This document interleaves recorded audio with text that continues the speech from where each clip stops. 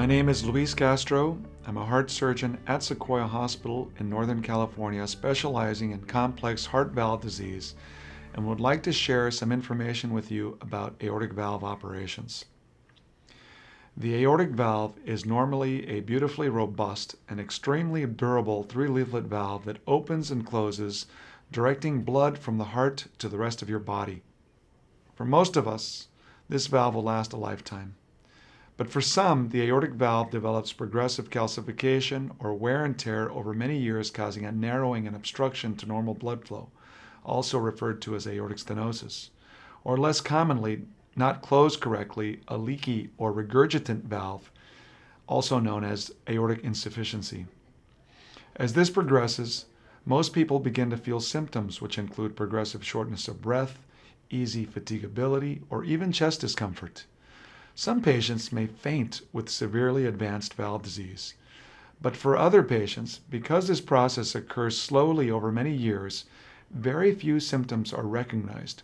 It is not uncommon for people to become less active, tire more easily, begin to sleep more during the day, lose interest in daily activities, and blame most of this process to aging or not notice it at all. Here's the great news. Following recovery after aortic valve surgery, it is not uncommon for the vast majority of patients to feel much more energy and to be much more active, even if they felt few symptoms before the operation.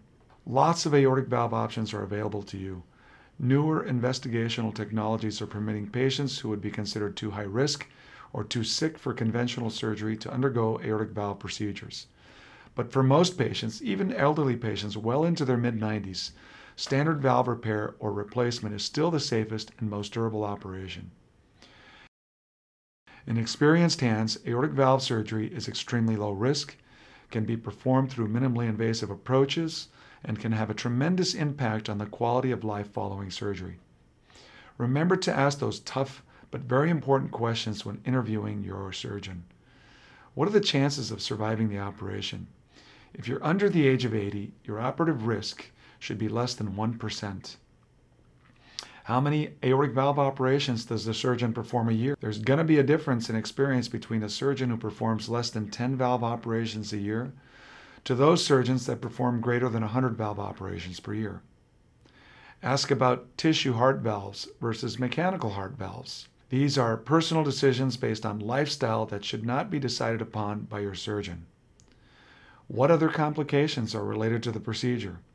Is there a higher complication rate, for example, stroke, with less invasive or percutaneous approaches? Can your heart surgeon perform the operation through minimally invasive approaches without increasing the risk of surgery or the risk of operation? I hope that some of this information has been helpful to you. My name is Dr Castro. Please feel free to contact me with any questions related to this topic or others related to heart conditions that may require operation. Thank you very much.